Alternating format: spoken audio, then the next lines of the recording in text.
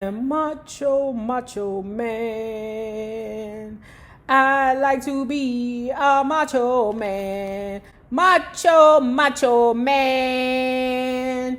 I like to be a macho. I don't hear nobody out there. Hold it down. Hold it down.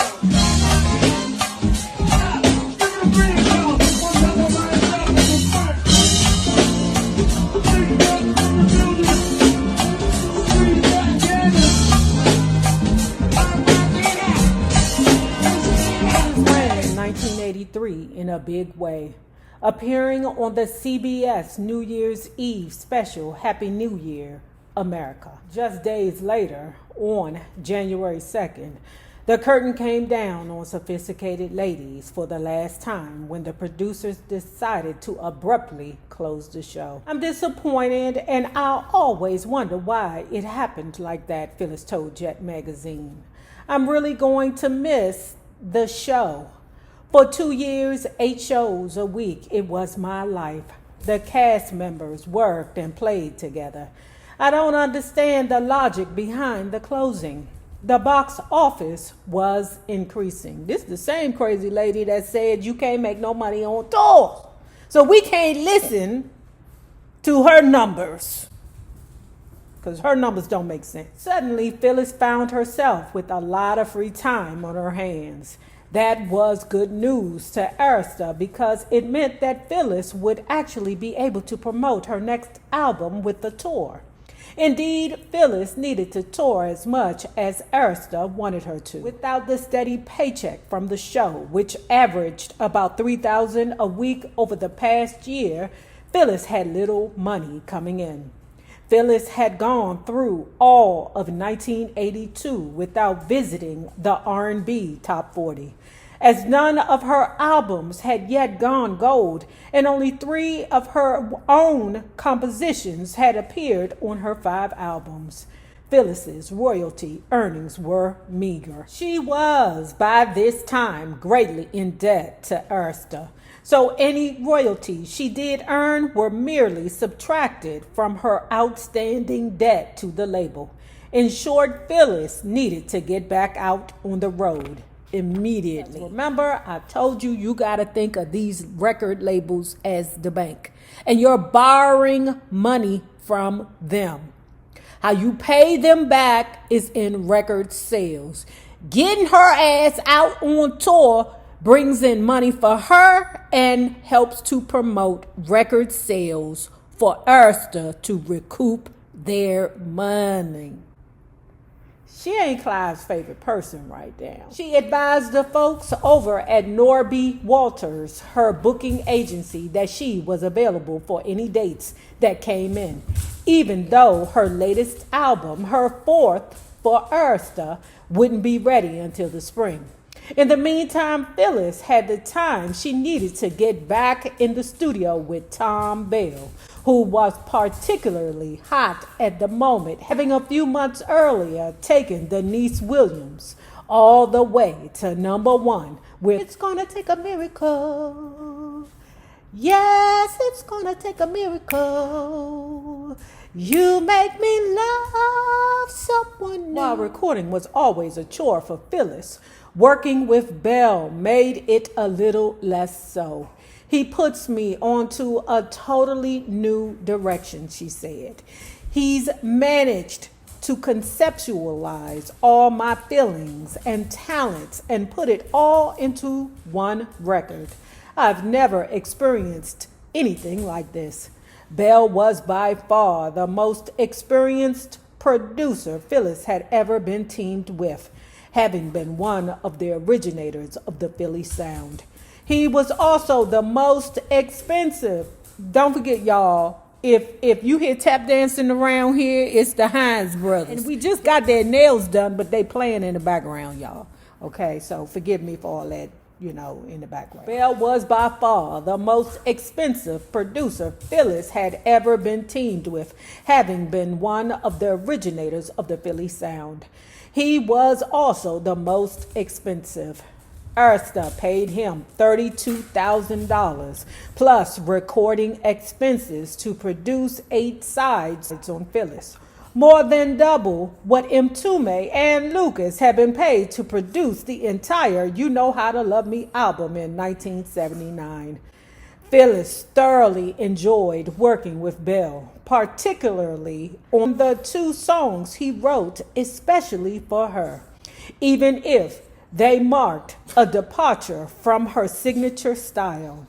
When she performed it live, Phyllis called Just Me and You her ever so slight contribution to the country music craze, though the song was more easy listening than country and western. The other Bell original on the album was 25 Miles to Anywhere. What the fuck is wrong with y'all?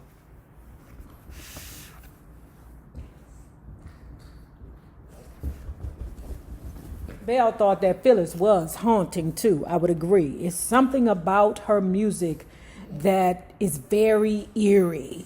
You know what I'm saying? But it captures you. There used to be a time in my life where we were lovers, and we shared this apartment together, just us two. Yesterday I was somebody's baby. Now today I'm a woman on my own. No, I can't stand this living. Oh. Bell thought that Phyllis was haunting too. She was very haunting, he said. She had a haunting attitude and a haunting voice. Everything about her was haunting. Okay, Belle, we get it, boo, we get it. In such a way that you could never forget Phyllis. Belle also backed up Phyllis's story about how the song 25 Miles to Anywhere came together. A lot of times her mind would take her to different places, and I wrote it specifically. Remember, she going on tour because she need to promote this upcoming album. She does not have the guy Michael Henderson on tour with her, okay? And don't forget that she has that song Can't We Fall in Love that she created with Norman Connors. Scratch that. That her and Michael Henderson created with Norman Connors. Nobody in the band is capable of doing the male part, okay? Enters Miles Jaye. Y'all know Miles Jaye. I've been a fool for you. You gave me the runaround. I remember the first day. Man, it was like boot camp, said Miles, who recalled waiting for an introduction to Phyllis when he arrived at the rehearsal hall. Instead, Phyllis, with a new pupil, administered her latest test and gave the order to start into song as soon as she arrived. So when I'm talking about intimidating, I'm talking about intimidating. Miles jumped in like a trooper and sang the song with Phyllis, who had warmed very little by the time the rehearsal ended. She was still somewhat aloof, you know. I think it was probably her version of professional, no fun and games. Let's just do this. Come on, let's see what you got, which I respected. It scared the crap out of me, but I respected it. This bitch is a nut. You couldn't see her eyes all glossy and her pupils all wide from the fucking dolls she been taking all night. Oh, honey, you better clock this tea also about Miles Jaye. Okay, don't forget he's the jazz violinist, okay? In addition to that, don't forget that Ninja was a part of the YMCA. It's fun to go with the YMCA. And macho man. I like to be a macho man. Macho man. I like to be a macho. The Miles Phyllis version of Can't We Fall in Love Again only vaguely resembled the original. Miles' husky baritone was in stark contrast to Michael Henderson's silky smooth tenor and soaring falsetto. Phyllis finished recording the new album during a tour stopover in San Francisco.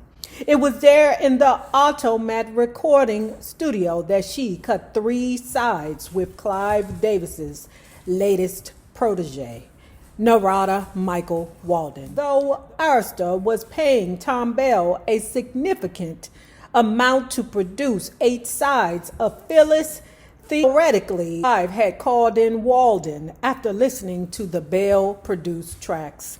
The reason that Narada was called in by the company is because they felt that there were no hit singles in the tunes that Tom did.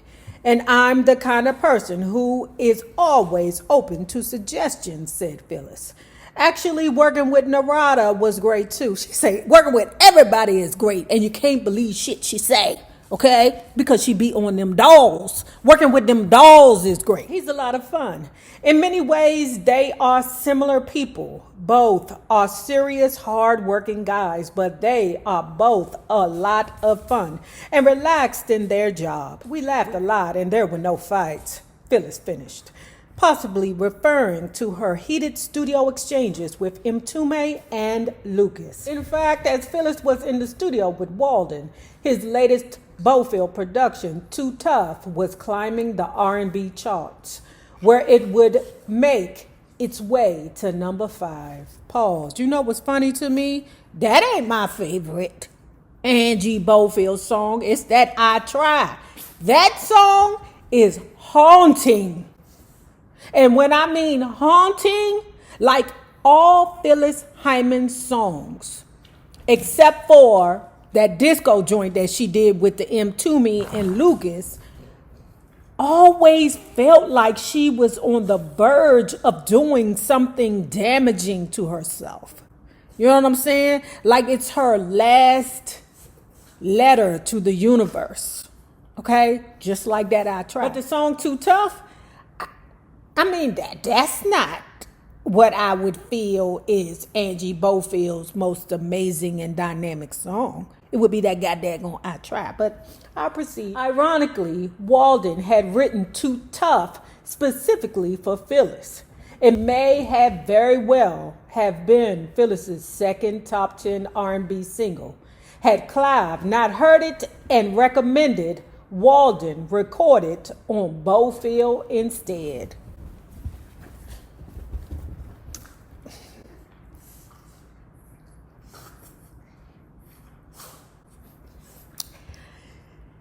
Phyllis was, in essence, a stepchild at Arista by this point, constantly at odds with Daddy Clive. Both blamed the other for the fact that her career had not taken off and for the failure of Can't We Fall in Love Again album. Her relationship with Clive did get contentious, recalled Milton Allen. Phyllis was the kind of person who would speak her mind. She would say things that were very, very inappropriate. She was certainly not a diplomat by any stretch of the imagination. She made it very unpleasant for him, calling him a plantation owner and stuff like that.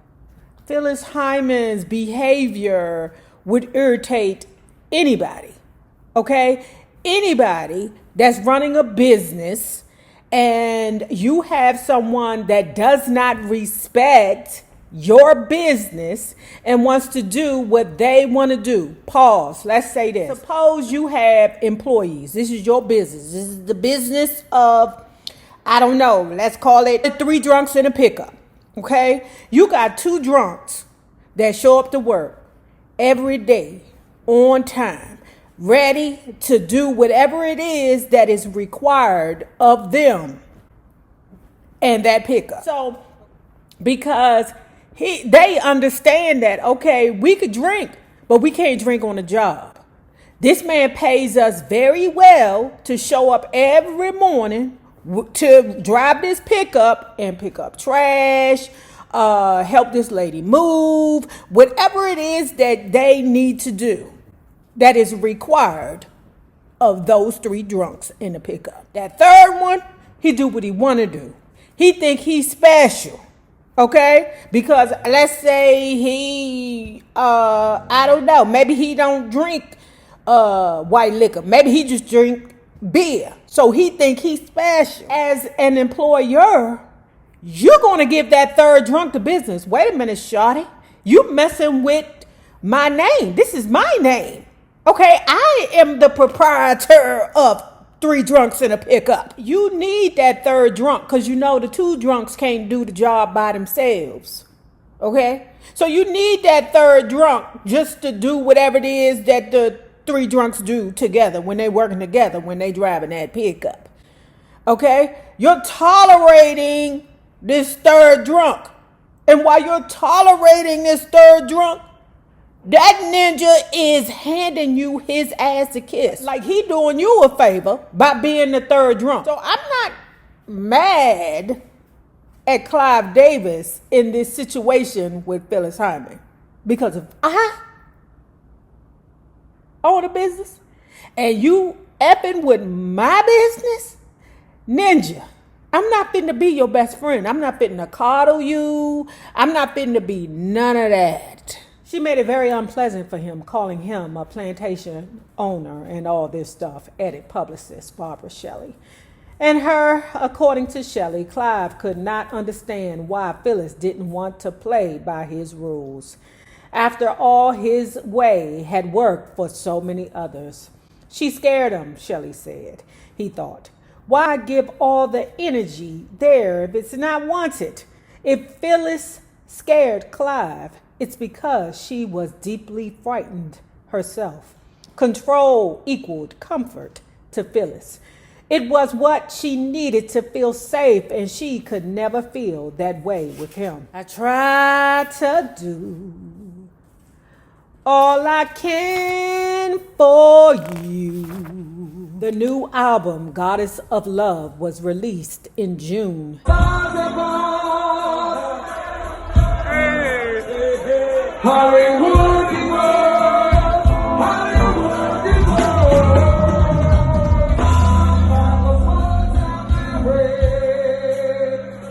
lovely white light, baby carry. No other stars at all. The sense of God, but it is in Hollywood.